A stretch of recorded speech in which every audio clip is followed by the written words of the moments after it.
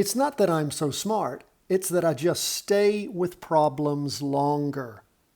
That is Albert Einstein. And my friends, each and every day, we ask that you stay with the problem. What is the problem that we seek to solve? That is accurately following price movement. You will learn it by doing it. Don't worry about how long it takes, because once you become a charting master, you will literally make up for all the time you ever spent. So just enjoy it. I love this every day I come to you. I do this for free. We do appreciate our Patreon supporters underwrite the costs of the channel. But again, for years I did this before I had Patreon. I just did it on my own for free and sucked up all the costs. So again, if you appreciate what we do, support us at Patreon. Otherwise, just listen and learn. Let's jump into these charts. Stocks are mixed for the day. Bonds are down. Gold and Bitcoin are up. That is for the day, but we will go over, like we do with this Market Compass Weekly, we'll go over what happened this week, where things are now, and where we project them to go. And again, Patreon members, do not forget you already have the 5-day plus ETF trading analysis and execution plan, plus the trade execution summary grid for Monday, the 15th of September, already sitting there in your inbox on your email. And if for some reason you can't access your email, you don't see the email from us each and every day, just go to the Patreon page. You can access it right there. So we look at the S&P 500 for the day on Friday, ended down 0.03%. But for the week, of course, it was a nice up week as the market just cranks up higher and higher.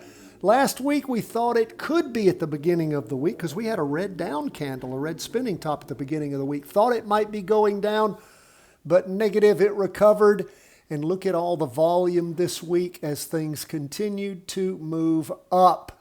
And again, we're above that weekly trend line on the 2-day. And of course, this latest 2-day candle has closed as of Friday. It was the Thursday-Friday candle and pulled back just a little bit, 0.03%. But an up week. We are still decently long. Our directional probability is beautiful. The only thing that beats it is directional probability on the NASDAQ 100 that we'll get to next. And our backtest accuracy is at 80%. So we are still bullish. And again, you want those numbers. You can get them as a Patreon member each and every day. You get that 5-day plus ETF trading analysis and execution plan along with the updated trading execution summary grid. You want to see what those things look like? Go to our Patreon page. Even as a non-member, you can access and you can see what it is that we post. You'll get it a day or two later, but we do get it there for you to review so that you can see what it is we give on an updated basis, an example of it. So that's where we are on the S&P NASDAQ. As I told you, it has an even higher directional probability and backtest accuracy, and it was up for the day, 0.44%. Look at that. We have been, so many times in the last few weeks, we've hit average or above average volume. This week, again, above average volume after 3 dojis. Lots of indecision. Things turned around and headed up. Of course, nice green up candle on the 2-day and the half-day. Again, we are long stocks, bullish on both the NASDAQ and the Qs. Now, the NASDAQ is the Qs, the S&P and the NASDAQ. Let's move on to 20-year U.S. government bonds, pulling back a little bit, 0.43%.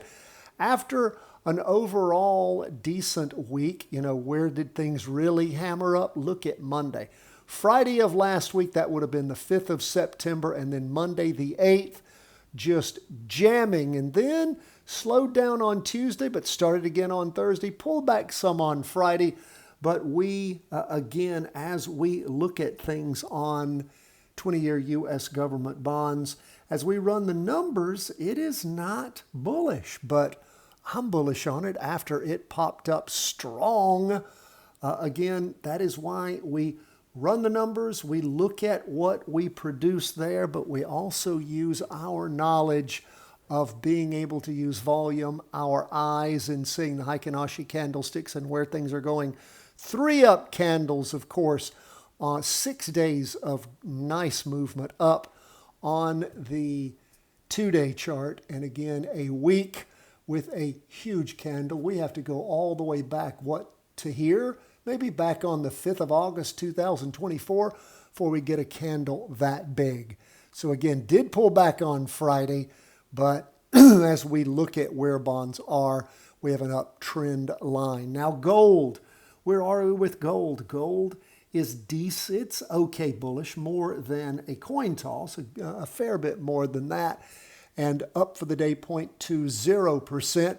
And of course, we saw gold as it slid sideways for many, many weeks, just sort of hanging around about the same level, and then started moving back toward the end of August. That was week beginning 25th of August, then the 2nd of September, week beginning then. And of course, this week, the week beginning the 8th of September, moving up even stronger.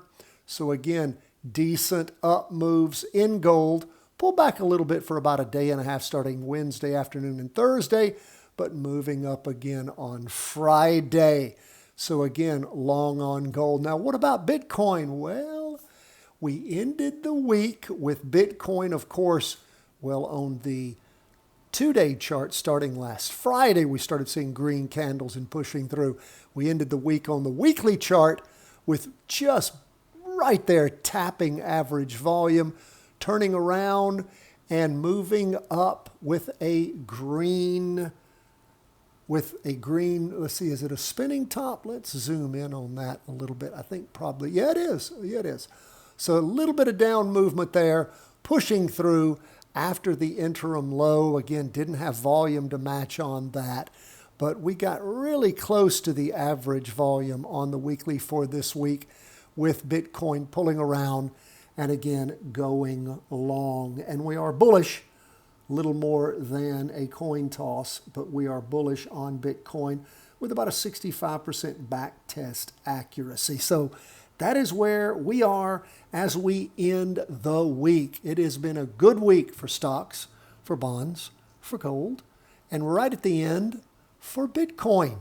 Thank you so much, I'm sorry, not right at the end for Bitcoin, but as we saw things move around and push through that weekly trend line, we ended the week nicely up for Bitcoin too. That is where we are as we end the day on Friday, as we end the week, as we go into this new week. We so appreciate you being with us. If you have questions, problems, concerns, don't hesitate to reach out to us. CW@chartingwealth.com. God bless, my friends. All the best from the whole team at Charting Wealth.